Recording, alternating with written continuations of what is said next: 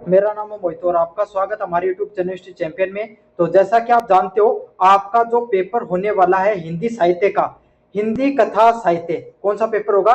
हिंदी कथा साहित्य का जो पेपर होगा उससे संबंधित आपके सामने जितने महत्वपूर्ण आपके सामने जो प्रश्न होने वाले हैं, टॉप 10 इंपोर्टेंट क्वेश्चन, कितने क्वेश्चन?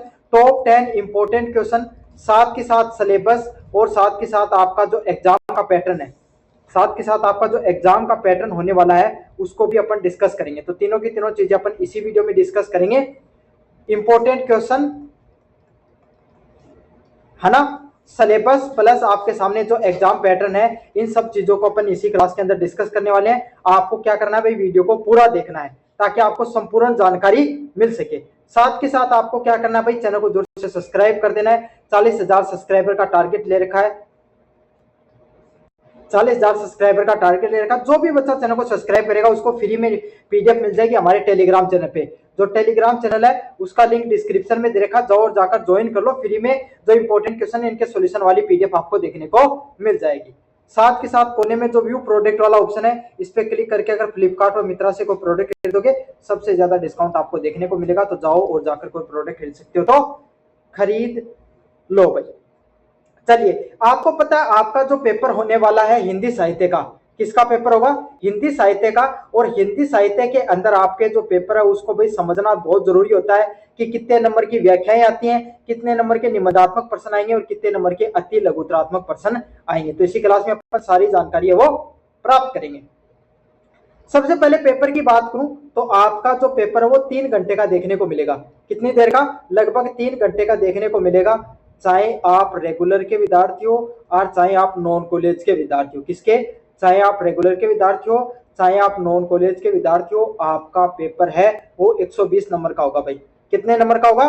120 नंबर का होगा। इसमें से आपको 48 नंबर पास होने के लिए चाहिए होंगे। कितने नंबर भाई? 48 नंबर है वो पास होने के लिए चाहिए होंगे। तो चाहे आप रेगुलर के विद्यार्थी हो चाहे नॉन कॉलेज के विद्यार्थी हो, आपके लिए सेम ही पेपर आएगा। सेम पेपर 120 नंबर का देखने को मिलेगा। कॉमन पेपर आता है उसमें 48 नंबर आपको पास होने के लिए चाहिए होते हैं। ये आपके लिए जरूरी सूचना है। समझ में आ गया? अब ये 120 नंबर किस प्रकार से बटे हुए होते हैं इनको देख लेते हैं। सबसे पहले बात करें, सबसे पहले आपको जो प्रश्न देखने को मिलेंगे वो देखने को मिलेंगे वेरी शॉर्ट टाइप क्वेश्चन, अति लघुतरात्मक प्रश्न आपको देखने को मिलेंगे। अति लघुतरात्मक प्रश्न कितने आते हैं भाई?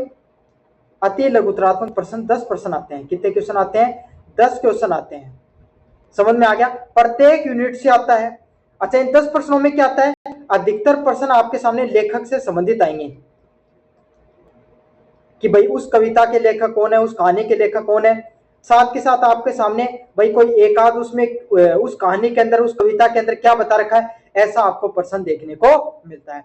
तो जो आपका सिलेबस है, जो आपका सिलेबस है उस सिलेबस के जो लेखक के नाम है ना उनको बाकायदा भाई रट लेना। वहां से 3% जरूर से आएंगे। कितने परसेंट? 3% आपके सामने लिख कर ले लो, आराम से देखने को मिलेगा। अब प्रत्येक प्रश्न ये 2 नंबर का होता है और जब इनका सॉल्यूशन बनाना होता है तो आपको 300 शब्दों में 30 शब्दों में, कितने शब्दों में भाई? 30 शब्दों में, 30 वर्ड्स में बनाना होता है। 30 वर्ड्स का अर्थ होता है आपके सामने लगभग 3 से 4 लाइन में। कितनी लाइन में? 3 से 4 लाइनों में आपको इनका सॉल्यूशन है वो लगभग बना लेना होता है प्रत्येक प्रश्न का। ये आपके सामने प्रश्न देखने को मिलेंगे। फिर अगर आपके सामने अगर मैं बात कहूं अगले वाले प्रश्नों की, तो अगले वाला जो प्रश्न आपके सामने निकल कर आएंगे वो सह प्रसंग व्याख्या के।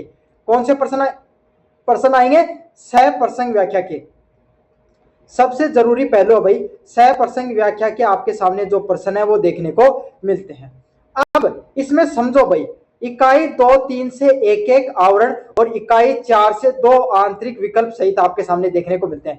भाई क्या है, यूनिट 2-3 से आपके सामने एक एक देखने को मिलेगी और यूनिट 4 से कोई 2 देखने को मिलेगी, उसमें से कोई करना होगा। देखो सीधी बात है, आपके सामने 4 प्रश्न आएंगे। कितने प्रश्न आएंगे?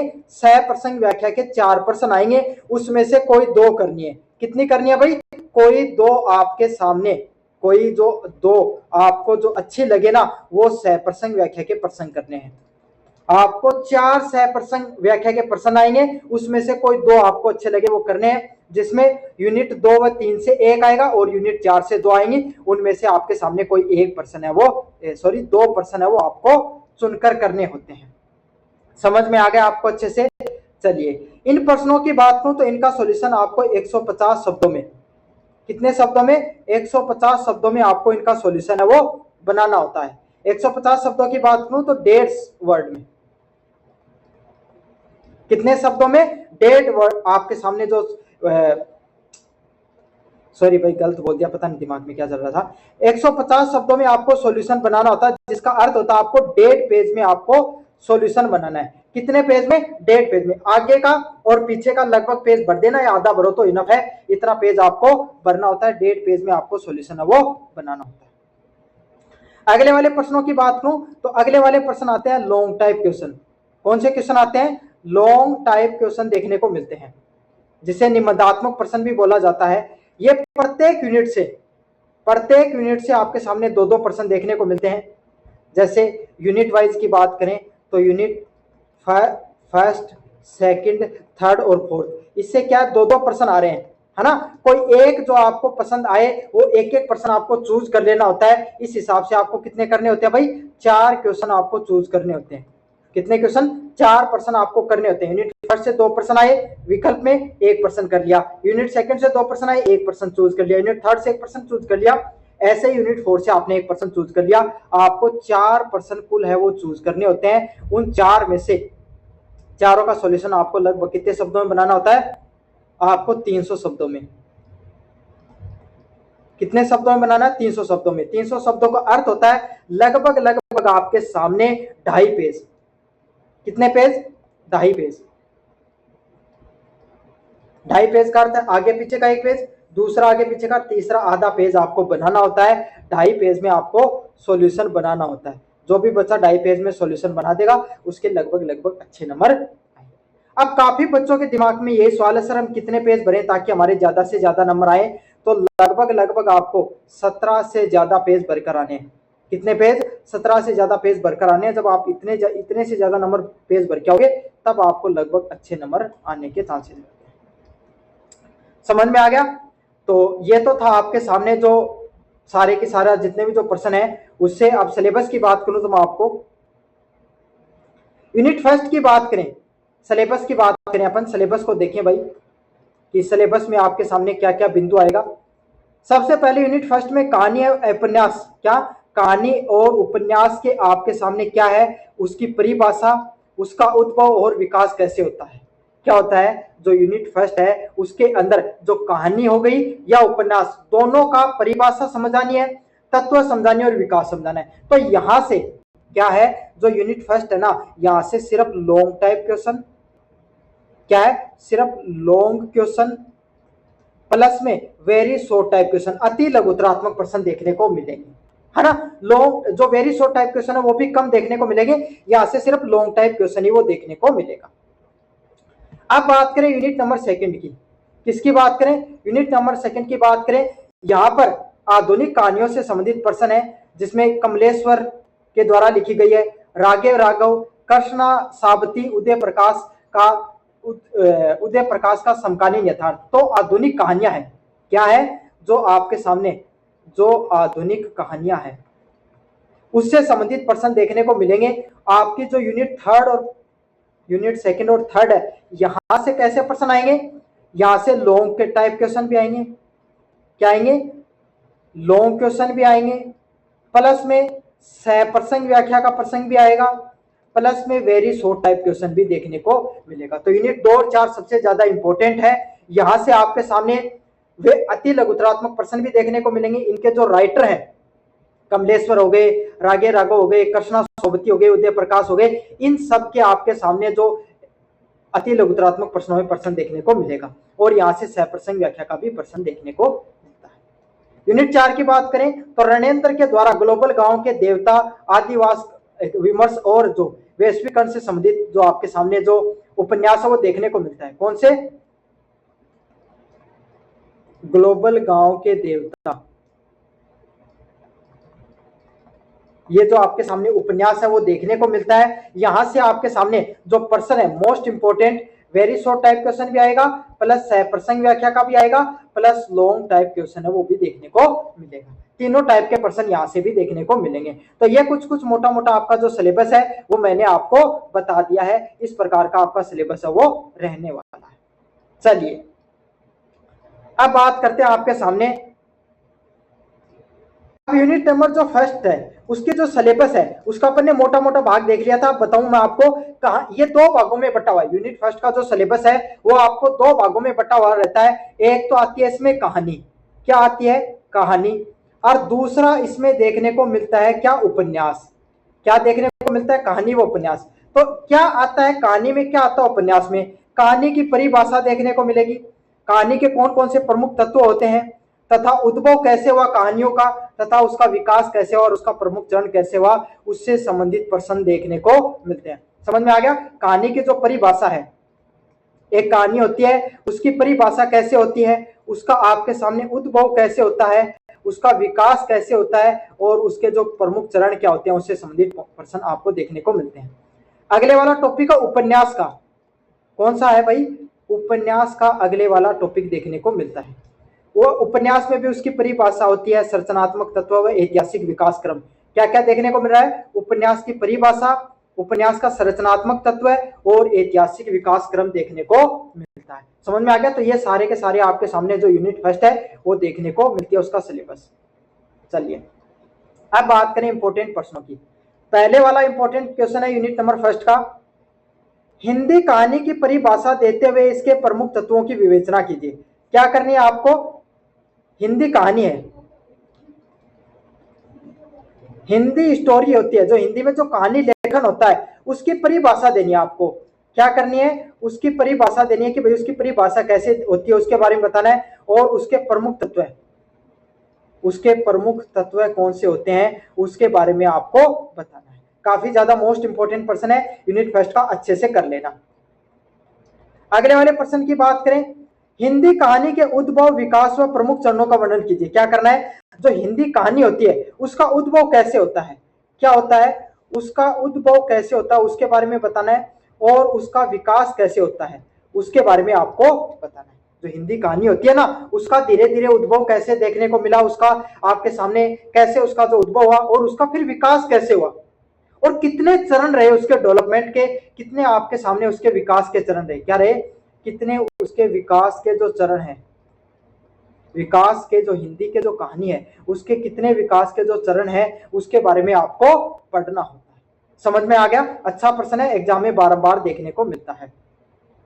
चलिए अगले वाले और लास्ट नंबर प्रश्न की तरफ अगर मैं आपको बताऊं, हिंदी उपन्यास के उद्भव एवं विकास का क्रमबद्ध अध्ययन कीजिए। क्या करना आपको, जो हिंदी उपन्यास है,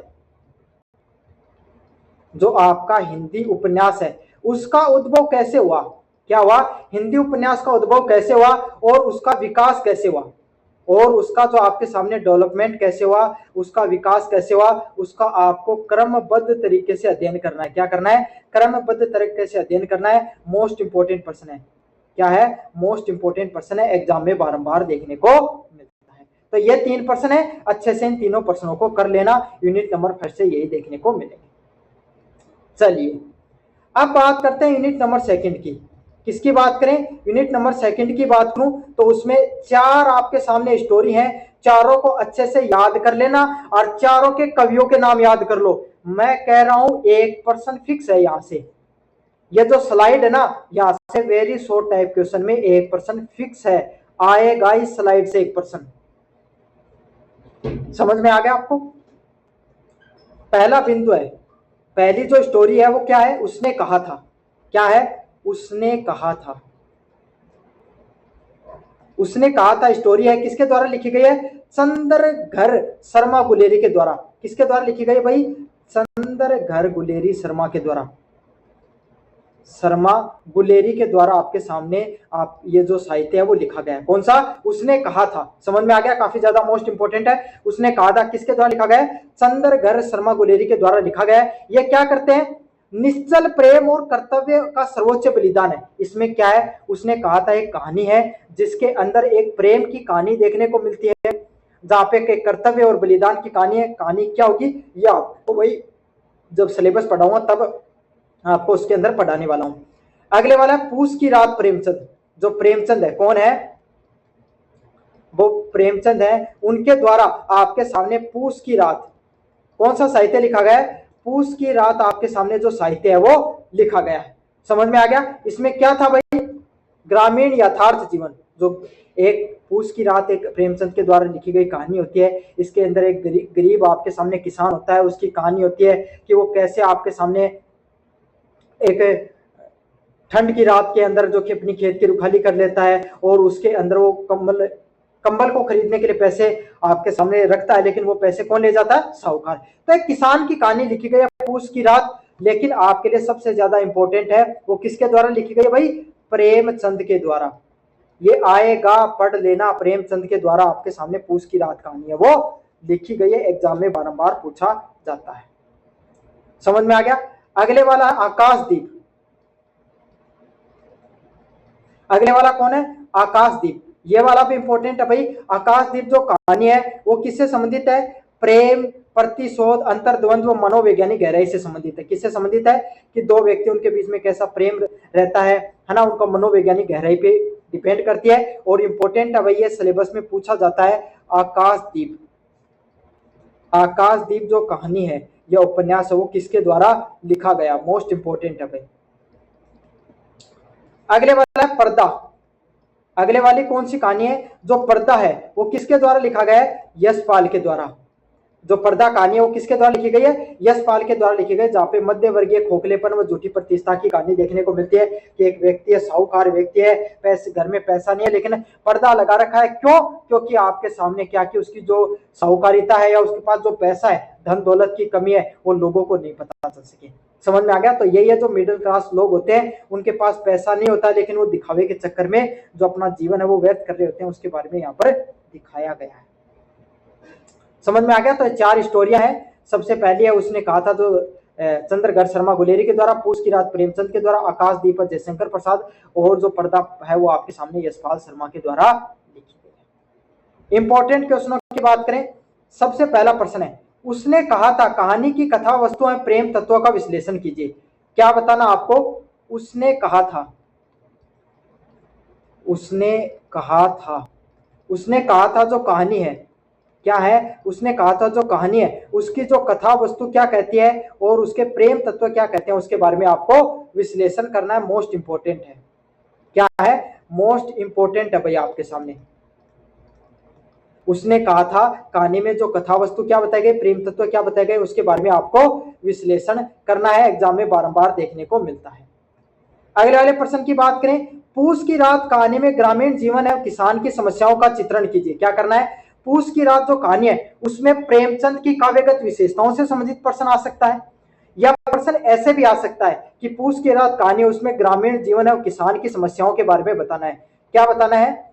जो पूस की रात कहानी है, पूस की रात जो कहानी है उसमें जो ग्रामीण जीवन है, क्या है? जो ग्रामीण जीवन है, उस ग्रामीण जीवन में आपके सामने कितने संकट आ रहे हैं, किसान की समस्याएं क्या है, उसके बारे में आपको उसका चरित्र चित्रण करना है। मोस्ट इंपोर्टेंट प्रश्न है।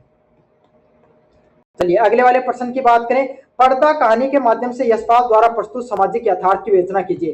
क्या करना है? जो पर्दा कहानी है, जो पर्दा कहानी है उसके माध्यम से आपको क्या बताना है? उसके माध्यम से यह बताना है कि यशपाल है उन्होंने कैसे समाज का जो खोखलापन है, क्या है? जो समाज का जो खोखलापन है, लोगों के अंदर दिखावे करने की जो आदत आ गई है, समाज के अंदर खुद को बढ़ा चढ़ाकर जो दिखावा करने की, जो पेश करने की जो आदत है, उस सामाजिक जो वास्तविकता के बारे में उन्होंने बताया है पर्दा प्रथा की कहानी के माध्यम से।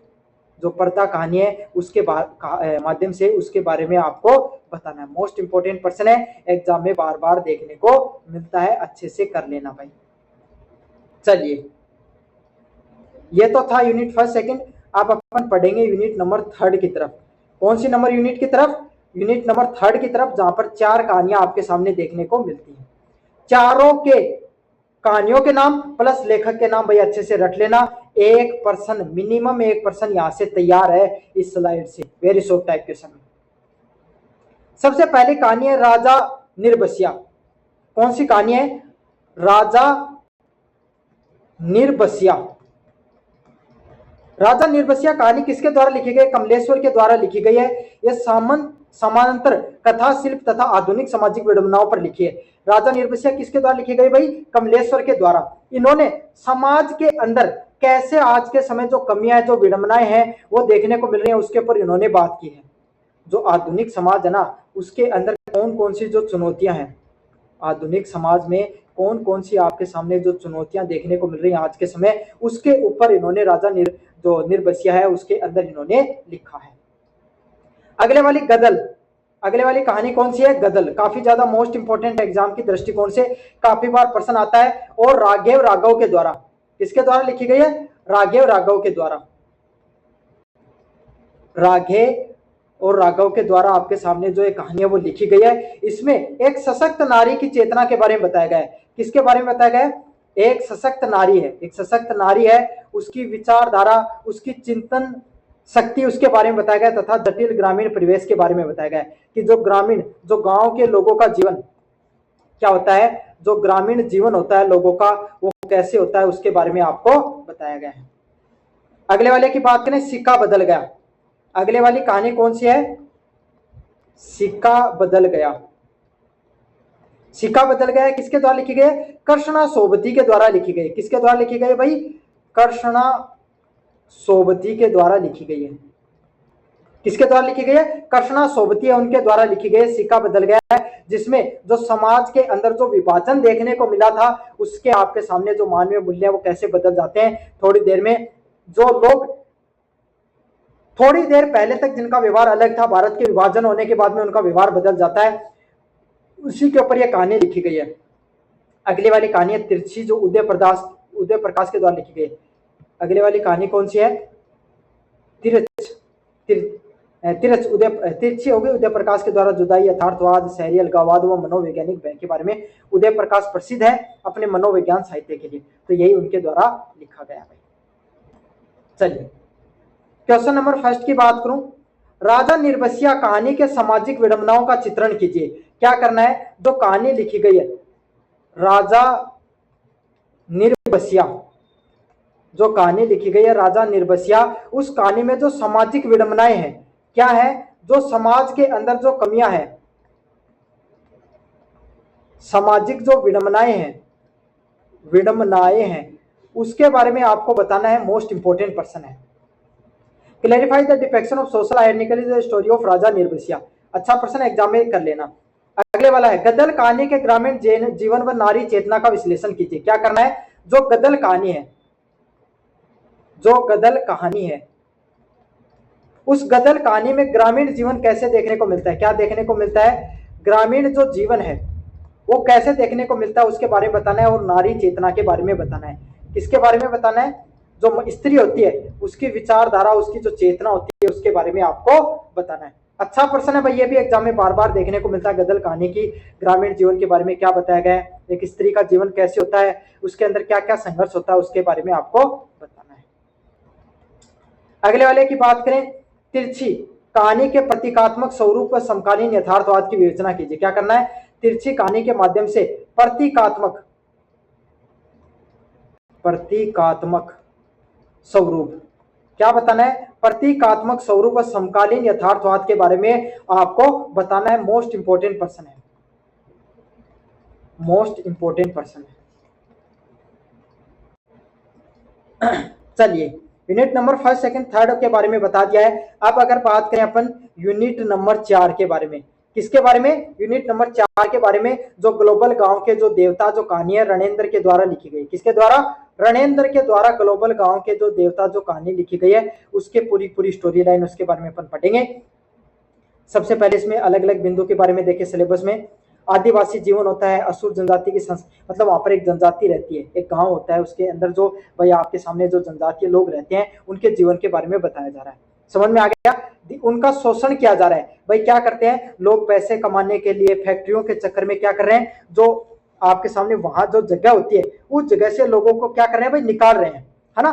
तो जो लोगों की जो जंगल है, जो वहां पर रहने वाले लोग, उनका जंगल है, जल है और जो जमीन है, उनसे क्या किया जा रहा है? उनको बेदखल किया जा रहा है। कुछ कंपनियां अपने फायदे के लिए, कुछ अमीर लोग अपने फायदे के लिए उनको क्या कर रहे हैं? वहां जंगल से निकाल रहे हैं। यहाँ से सह प्रसंग व्याख्या के प्रश्न भी आएंगे, पढ़ लेना अच्छे से, अभी बता रहा हूँ। अगले वाले की बात करें, वैश्वीकरण का प्रभाव। आज के समय जो आधुनिक जो समय है उसका जो आधुनिकता उसका प्रभाव भी देखने को मिल रहा है। आधुनिक विकास है भाई, कैसे डेवलपमेंट के नाम पर जो जंगल होते हैं उनको क्या कर दिया जाता है, उनको उखाड़ कर फेंक दिया जाता है, वो देखने को मिल रहा है। अगले वाली पूंजीवादी व्यवस्था है, उसके बारे में देखने को मिलता है। बाजारवाद व मानव अधिकारों का जो अनन्य है, जो लोगों के जो समाज की जो सोच है उसका आपके सामने बारे में देखने को मिलता है। समझ में आ गया? तो ये ग्लोबल गांव के देवता जो कहानी है उसके प्रमुख बिंदु आपको बता दिए सिलेबस के। प्रश्न देखें आपके सामने, पहला इंपॉर्टेंट क्वेश्चन, ग्लोबल गांव के देवता उपन्यास में आदिवासी जीवन और शोषण की समस्या का विश्लेषण कीजिए। क्या बताना है? जो ग्लोबल गांव के देवता हैं, ग्लोबल गांव के जो देवता हैं उनकी जीवन में क्या क्या समस्याएं हैं, आदिवासी जीवन की क्या क्या समस्याएं हैं और उनका कैसे शोषण हो रहा है, क्या हो रहा है, उनका कैसे शोषण हो रहा है, उनको कैसे उनके घर से विस्थापित किया जा रहा है, कैसे उनको अपने गांव, उनके जंगल और जमीन जिनके साथ वो हमेशा जुड़े रहे कैसे उनको वहां से बेदखल किया जा रहा है, उस समस्या के बारे में बताना है। क्या करना है? उस समस्या के बारे में उनको बताना है। मोस्ट इंपोर्टेंट प्रश्न है भाई। अगले वाले प्रश्न की बात करें, ग्लोबल गांव के देवता उपन्यास में वैश्वीकरण व पूंजीवाद के प्रभावों की विवेचना कीजिए। क्या करनी है? उस उपन्यास में वैश्वीकरण, जो वैश्वीकरण कैसे होता है और जो पूंजीवादी सोच है, कौन सी सोच है, जो पूंजीवादी जो सोच है उस पूंजीवादी सोच के बारे में आपको बताना है, उनके जो प्रभाव होते हैं उसके बारे में आपको बताना है। लास्ट नंबर प्रश्न की बात करें, ग्लोबल गांव के देवता उपन्यास के मुख्य पात्रों का चरित्र चित्रण कीजिए। जो ग्लोबल गांव के देवता में जितने भी जो आपके सामने मुख्य पात्र हैं उनके बारे में आपको बताना है। तो ये आपके सामने जो पूरा का पूरा जो हिंदी साहित्य है उसका हिंदी कथा साहित्य से संबंधित जितने महत्वपूर्ण प्रश्न है उनके बारे में आपको बताया।